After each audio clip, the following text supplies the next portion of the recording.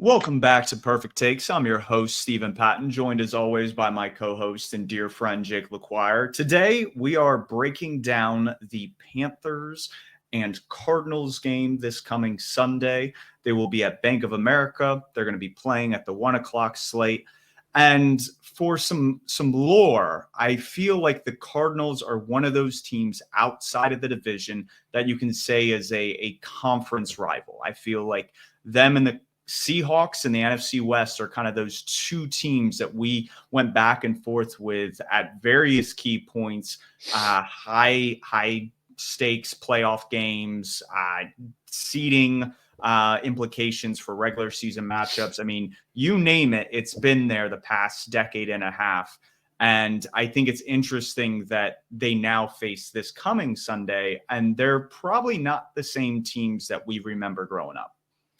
For sure. Obviously, we don't have a Cam Newton. They don't have a Drew Stanton or whatever the fourth string QB was in that playoff game where your Carolina Panthers held a team to the lowest total yards in a playoff game. It was like 70 total yards for the Cardinals in that one. Obviously, talking about the 2014 year, I believe, on that one. That was the year before the Super Bowl run because we had a negative record, went in, won the wild card game, and then lost the following week. But yeah, I think it's the Cardinals. I think it's the Seahawks. In the 2010s, really, I felt like it started with the Seahawks, right? That was when the Legion of Boom was brewing, and we would get into playoff matches and regular season matches. It would go back and forth. And finally, we got the upper hand. The Super Bowl run year, we beat them in the regular season. The Olsen seam pass, the famous call in the end zone, Olsen touchdown for the win. At the time, the camera angle, I was like, what is Cam doing? Because like the way they were portraying this is it, the Legion of Boom. I thought it was going to be an interception, but nope. Greg Olsen wide open, and then we beat them again in the playoffs. There's a pick six on Russ. The very first play on offense, Jonathan Stewart ran like 70 yards to get it down inside the 10. That was a good game, even though they came back in the second half. That was a good game. And then we beat the Cardinals in the divisional round. Didn't just beat them, stomped them. Was it 49-15? I believe was the final score. They had a funky number. And then ever since then, it's kind of dwindled down. You know, we would beat the Cardinals early in Matt Rule's tenure, but then they would come back and beat us. Then Cam Newton came back. Was it the 2021 year? And he did that, I'm back. And he ran for the touchdown, threw one to Robbie Anderson. We get the win there. And so this is the latest installment in that saga. Certainly different teams, right? Kyler Murray, I think, has emerged now. Bryce Young is certainly no Cam Newton. He's no, I guess, Darnold or whoever we had during that time period. Teddy Bridgewater maybe was the QB. So it's certainly different. But before we dive into the nitty-gritty of that particular matchup, there's some news the past couple of days in the NFL that we have to address because it came after we started recording. Matter of fact, the first thing we'll talk about came maybe 20 minutes before we finished the last episode we did. And that is Kirk Cousins is finally being benched for the rookie Michael Penix Jr., whom the Falcons selected at 8th overall. At the time, we were like, this has got to be one of the worst picks in the draft, right? I know on my board, he was certainly lower than 8th. I think he was like in the 50s or 60s.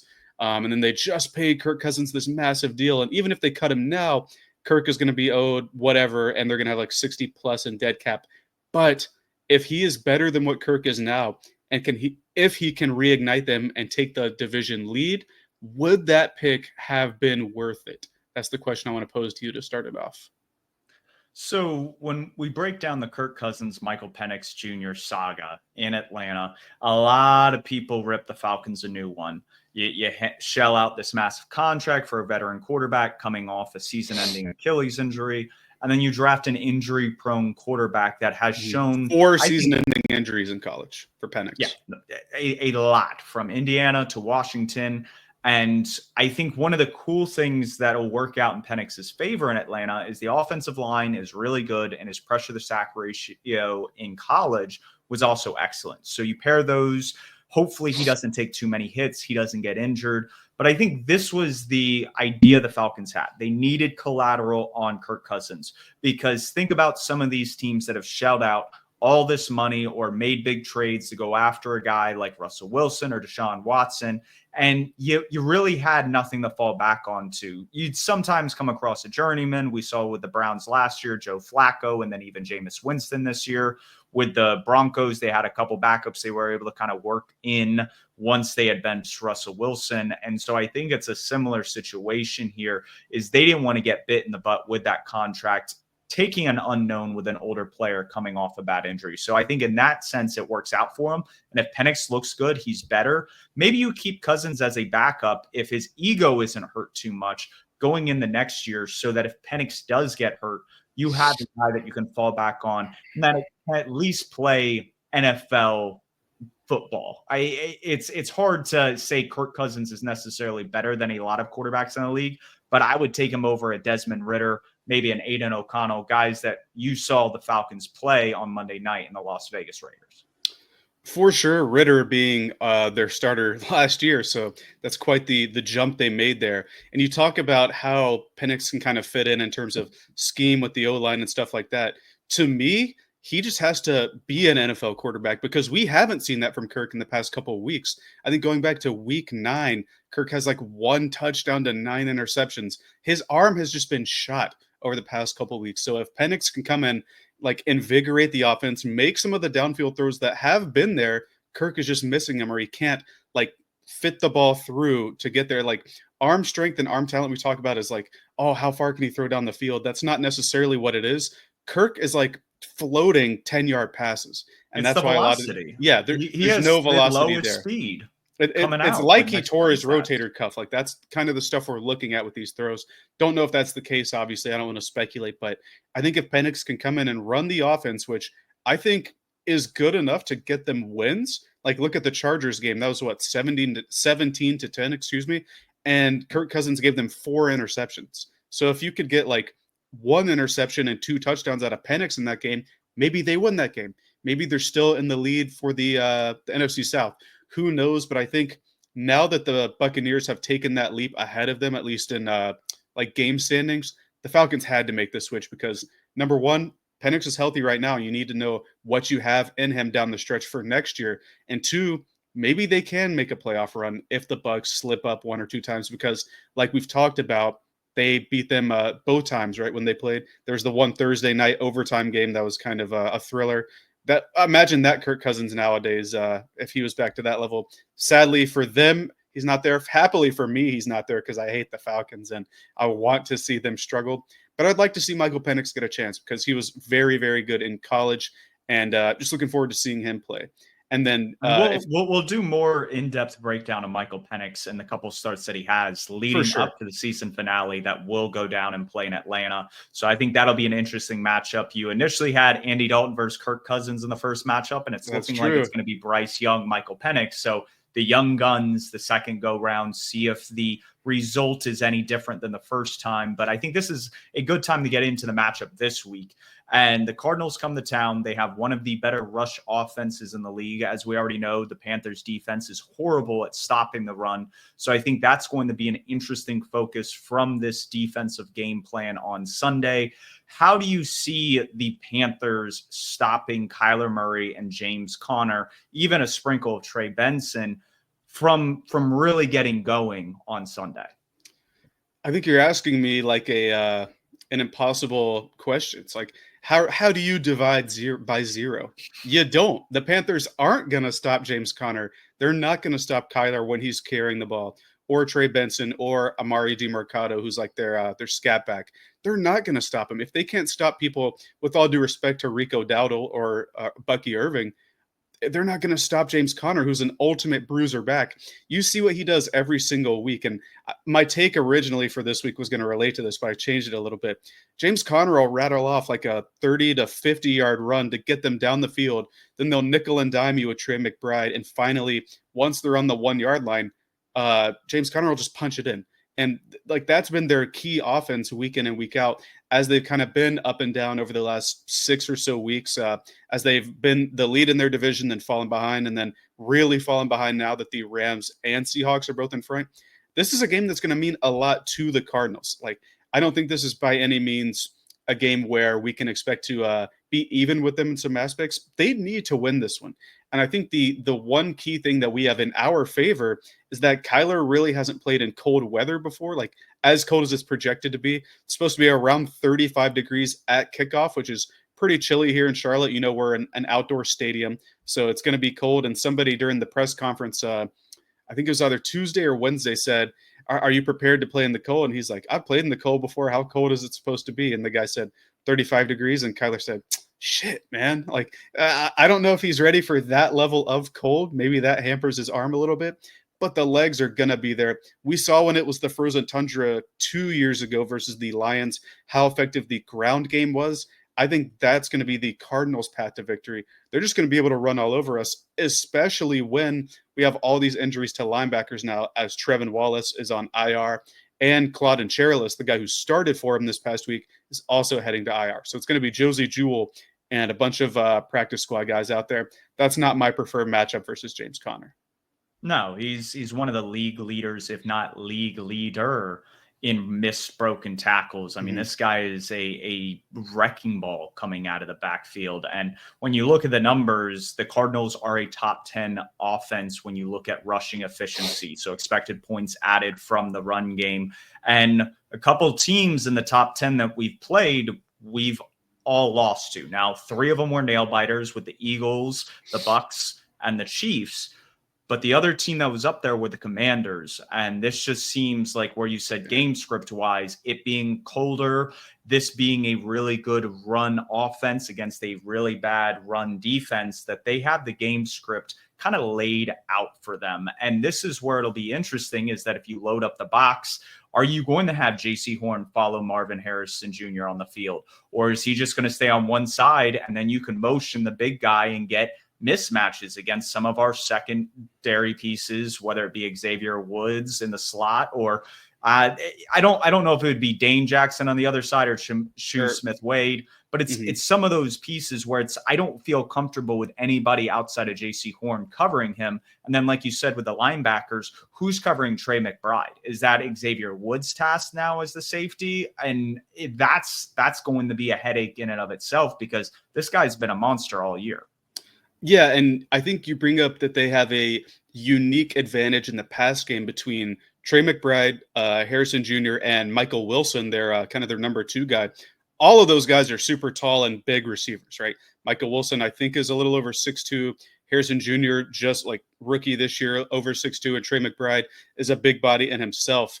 Luckily, J.C. Horn is a bit taller for a corner, a bit more physical. Mike Jackson's a bit more physical. But throughout the course of an entire game, I don't know if they can hold up against guys like that. Like you said, is J.C. Horn going to shadow Marvin Harrison Jr.? He hasn't been shadowing guys like Jamar Chase or CeeDee Lamb, to the point where beat reporters have had to ask about it in press conferences. And both Ejiro Evero and Dave Canales are vehement in their idea that this is our scheme, our game plan. And sometimes he's going to be on the number 1 guy. Sometimes he isn't, because that's what our coverage dictates. And so if Marvin Harrison Jr. is allotted opportunity versus a Shaw Smith-Wade, if Dane Jackson's in there, if by God he gets matched up on Jordan Fuller or Xavier Woods, it's going to be a long day for the Panthers secondary in that regard. But I think looking at the Panthers offense is something we should be doing, because the Cardinals defense is kind of middle of the pack in a lot of things. And I think if we can lean into the run game, be stubborn about the run game, Dave Canales, like you said you have been, I think that can get us going. Even though the Cowboys' run defense was much, much worse, I feel like after that first drive, we abandoned it.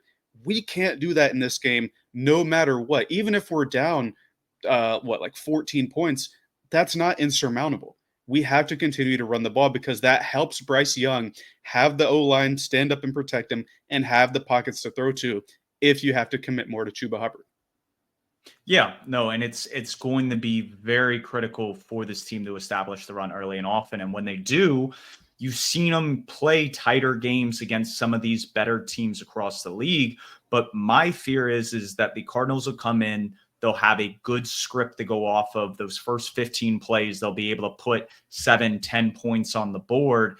And if Dave Canales gets freaked out and then starts going into catch-up mode, you're going to see Bryce drop back a lot more. the pass rush get a little bit more hungrier and after it, and that's going to create some interesting looks. Now, when you look at success rate, I think the Cardinals more of a bend don't break defense. When we broke this team down in the offseason, we really thought they were several defensive pieces away beating, and they're only a couple games out of the division lead in the NFC West, but they're 29th in rushing success rate. They're 32nd in passing success rate, and they're 21st in just overall efficiency when you look at both pass and run numbers. And I think what's interesting is that you have to lean into the run in those early downs, give Bryce a third and manageable. What we saw last week against the Cowboys, even though a lot didn't work, we had a lot of success running the ball on early downs and passing on later downs. And that's the recipe for success that we saw in the Chiefs game.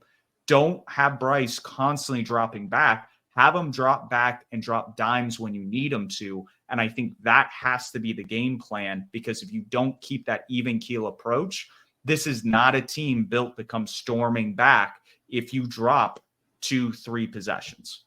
For sure. I think we can also point to the fact that the Cowboys are a very opportunistic defense. While they're not like solid all around, they're not going to beat you every single play. They have the pass rushers to win one-on-one when they need to. They have the corners and the DBs ready to pluck the ball out of the air. They've been like that for the past 4 or 5 years or so. Obviously, since Dan Quinn left it, they've taken a bit of a downturn, but still very opportunistic. The Cardinals, on the other hand, aren't like that. While Budda Baker, like their star safety, who, by the way, just got extended, so congrats to him for 3 more years with the Cardinals there. He's a good safety. We've seen him make plays throughout the years. The obvious one that comes to mind is the almost pick 6 against Russell Wilson, where DK runs him down, kind of like Julio Jones had to do back in the day with Matt Ryan. But he's the main piece on that back end. I think we can test a lot of their other DBs and even their front with our players. The thing is, Xavier Legette is probably trending to be out. So who's it going to be? Are we going to see Jalen Coker step up and be that number 1 receiver? Are we going to see more to Thielen, David Moore getting more touches? I'm not sure.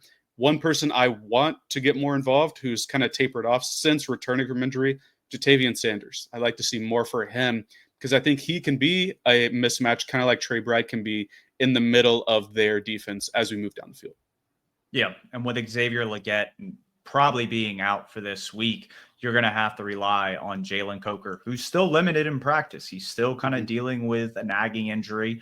And then Thielen. And you can't key in on Thielen. We saw that lead to an interception last week. It's just finding the right time to hit certain playmakers. This is definitely going to be a game where David Moore needs to step up and not drop a lot of passes and catch those in-breaking routes. And again, he's a 3rd, 4th string wide receiver. This isn't a guy that we're going to expect to be making plays long-term, but when you want to play upset, when you want to play spoiler to a better team in the NFC for your last home game, that's the execution that we're going to have to see on the field. For sure. I think for both of us, the biggest concern is the run defense for our team in this game. And for the other 2 games throughout the season. Obviously, we saw what Bucky Irving did to us a couple weeks ago.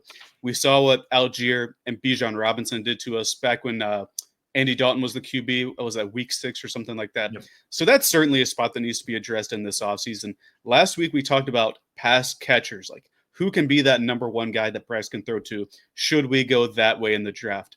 Well, this week, we have to talk about the interior of the defensive line. And the guy that everyone is going to point to is going to be Maason Graham, the star All-American defensive tackle out of Michigan. On this play, you see him fighting off of his block for the YouTube viewers to get a run stop versus a talented USC back in JoJo Marks. He's all over the field. He reminds me like of K'Wan Short when he was with us in 2014 and 2015. Just wreaks havoc through the interior. Good run stopper, good pressure getter in the backfield. On this one, he's clipping the USC quarterback's feet. Watch him slap the center out of the way on this one, just gone. And he goes and gets, I believe that's Miller Moss, their QB. And then on this play, he cleans up a pressure and gets a sack. This is a guy that I think could be very, very disruptive next to Derek Brown next year if he's fully healthy, and whoever they bring in free agency, whether we stay with A'Shawn Robinson, whether we go attack a guy like Milton Williams on the Eagles, who was the only guy who sacked or didn't sack Bryce in that game, but he had quite a few pressures on him in that game. We need to address the interior of the D-line, whether it's early with Maason Graham, maybe in round 2 with a guy like Walter Nolan at Ole Miss. He's been disruptive. Maason Graham's teammate, Kenneth Grant at Michigan, Deion Walker for Kentucky. There are a lot of defensive line, both on the edge and in the interior, options in this draft. And I think that's where we have to attack, even though it might not be the sexy pick. We have to fortify the trenches, because we saw what getting Robert Hunt and Damian Lewis was able to do for that offensive line. Even though Cade Mays is kind of taking a couple steps back, we have to do that for the defense, because we are averaging a league leading, in terms of worst, over 170 rushing yards allowed per game. That's just pathetic. I think back to, and I think we talked about this earlier in the year, there was like a streak of 20 or maybe close to 30 games where we didn't allow a 100-yard rusher.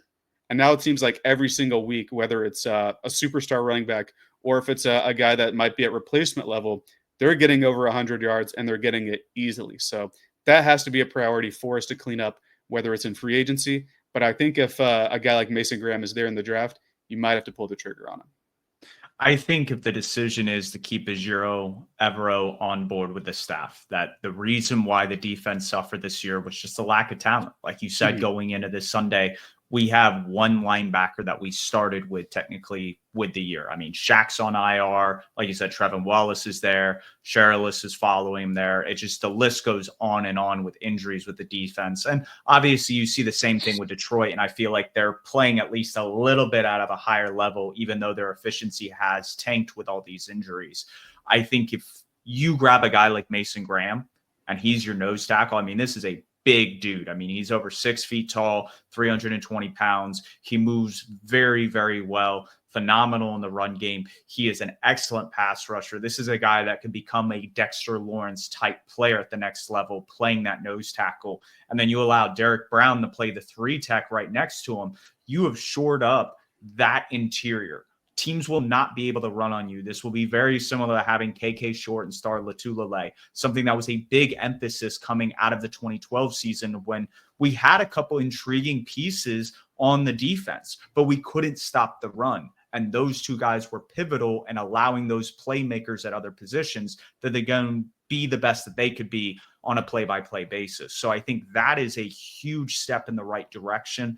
I think he's phenomenal. If you were to go in the second round, like you said, with a Walter Nolan, this guy gets penetration a couple of yards in the backfield in the run game, can generate pressure as well. He's just a little bit undersized compared to Maason Graham. And when you're looking to shore up such a big need and find a guy that can take 2+ blockers, I think Maason Graham's your guy. For sure. Nolan, I think, maybe a bit more explosive as a pass rusher out of the interior. 6.5 sacks this year for Ole Miss, which is a very high number for a defensive tackle coming into the league. You talked about Derek Brown, and I'm going to pose a question to you real quick. What do you think his Madden rating is? Or what would you put his Madden rating at? I think you can see where I'm going with this. So did he make second team All-Pro last year? I'm a Panthers fan. He did not. He did not. Okay, so he did not. We lobbied for him to quite persistently, but he didn't. Okay, it was a Pro Bowl then. I think he got a Pro Bowl nod. Yes, that's why I was like, he set a record. He got a Pro Bowl nod. So with some of those accolades, since he hasn't been on an All-Pro team, I would lean towards the high 80s, that this is an 88, 89 overall. I know probably the top end defensive tackles are probably low 90s. So it's probably in between 80, 85 to 90, if I had to guess. Yeah. Now that Aaron Donald isn't with us anymore, I don't think we're going to see a perennial 99 for a long time. But we bring up the Madden ratings because there was some news that came out this morning via, I believe it was The Athletic, that some of the Woody Johnson hijinks, that's the owner of the Jets, some of his hijinks over the offseason were in regards to Madden ratings and his teenage sons telling him that this guy's Madden rating isn't super high, so who knows if he's good. The word on the street is that they had a deal in place in the summer for Jerry Jeudy, who, by the way, just hit over 1,000 yards this season. First time in his career that he's done it, and he did it with Bo Nix and Jameis Winston this year. No disrespect to Bo Nix, but over 1,000 yards, and obviously they needed receiver help with the Jets. They end up trading for Devontae Adams in the season, but Woody Johnson said to Joe Douglas, and I think we can assume Joe Douglas is the one who leaked this information to make the organization look bad now that he's no longer with them. But Woody Johnson allegedly said, well, Jerry Jeudy's Madden rating isn't high enough. Why would we trade for him? And he said the same thing with guard John Simpson, who by no means is he's not a world beater by any means, but his sons apparently told him on Madden Simpson's awareness rating was too low, so they shouldn't sign him. The Jets O-line, granted, while it's been better than in years past, still not a stellar unit by any means. What would you do if we got word that David Tepper didn't want to sign I don't know, T. Higgins? Let's say we were the leader for T. Higgins, but his speed wasn't high enough on Madden, so Tepper said no. How would that make you feel? You see, the part of this speculation, and it's not even speculation anymore. This is a report that came out. Reported, and yeah. Obviously, he was trying to get closer with his sons. Hadn't seen in a couple years. They're teenagers. They love football as much as their dad. And it's what we've mentioned with Tepper before. It's like if a regular NFL fan had control of a team, what would he do with it? And that's what we're seeing with Woody Johnson. And I think if we were to compare this with David Tepper, I wonder if in some cases he has fallen in love based on a specific trait or a statistic he's come across. There's no way that he doesn't go after one of the former head guys at PFF, a VP at Sumer Sports for his analytics department, if he's not looking at these numbers, if he's not weighing that into some of the consideration when he's picking a player. Like, who's to say on some of these draft boards, for instance, like a Bryce Young, he was the consensus #1 guy. Maybe that was the lean. It's like, okay, look at what consensus says. Like, let's follow the crowd, so to speak. So I definitely think it has played an effect. To what extent, I don't know. But just hearing this definitely gives you some almost confirmation bias that it's happening here in Charlotte. Yeah, like every time I think that we're just falling further and further into the bottom of the league, at least all these articles come out about Woody Johnson and it's the Haslams, right, in Cleveland. Yep. So at least we aren't there yet, but we might be there soon. Who knows? And to Bryce's credit with that draft class, leader in adjusted EPA this year out of all second-year quarterbacks. Shout out Ben Baldwin. So I'll take it. I think we're getting into perfect take territory here. We've covered the game, some defensive line draft picks to watch, and obviously the news that's come out today and yesterday. But we're getting into take territory. And like I said, I'm not doing Thursday takes anymore. That's out the window. So for Sunday, Trey McBride is, I believe, tight end 3 overall in fantasy football. He's on my team, I should know, but after my loss, I'm too sad to look at my team now that I'm out of the championship. So I think he's going to get his first receiving touchdown of the year versus the Panthers this week. We talked about just how many linebackers are missing over the middle of the field and how poor the safeties have been over the past 2 weeks. It's incredible that McBride is as high as he is without a receiving touchdown this year. He has a rushing one, and weirdly enough, a fumble recovery touchdown, but no catches for one. They tried to get him one last week with the Mahomes to Kelsey underneath shovel pass, but he got stonewalled. I think he'll get his first receiving touchdown this week versus a very injured Panthers defense. My take's going to be similar. It's another Cardinals pass catcher. And the reason why I lean towards Marvin Harrison Jr. with some props is this is a guy that can play a similar role that we saw CeeDee Lamb play last year. Be critical in third down situations. Be a guy that if you have a mismatch on the outside, you can throw to him in the red zone because he's going to pluck it out of the air. And it's really concerning for me that if J.C. Horn isn't glued to him, that this is going to be a very long day. I think despite the cold, Marvin Harrison Jr. goes for his third 100-yard performance this year and gets a touchdown. I think he is a big contributor for the Cardinals on Sunday and helps propel them to a win. It's very hard for me after seeing the loss last week and knowing where the Cardinals' strengths are to think that the Carolina Panthers are going to come out on top. Now, the perfect take is just simply Marvin Harrison and his props. The Panthers losing to the Cardinals is just more what I personally think will happen on Sunday. We're just throwing that one out there. Yeah, I think the Cardinals will win as well. I think it'll be kind of close, though. The thing with Marvin Harrison Jr. is I think a lot of people, myself included, saw him as the #1 receiver prospect. Like he's going to be the guy that can help change an offense. And while his production isn't as flashy or even the numbers aren't there compared to a Malik Neighbors, a Brian Thomas, even a Ladd McConkey or a Brock Bowers, it's not like Kyler isn't targeting them. There have been so many near misses with these two throughout the year, like maybe half a yard miss. Maybe it's off of Harrison's fingertips. But I really think that this is the defense that he can capitalize on and bring those in. So I really like your take. I think both of our takes could end up hitting this week, just based on how porous and injured the back end of our defense is. But I think that's going to do it for us this week. For myself, for Steve, we've been Purrfect Takes. Follow us on Twitter, YouTube, Apple Podcasts, Spotify, wherever you get your content. Hopefully, the Panthers can win their final home game of the year before we go on a little 2-game road trip against division opponents. But until then, keep pounding, and we'll see you on Tuesday.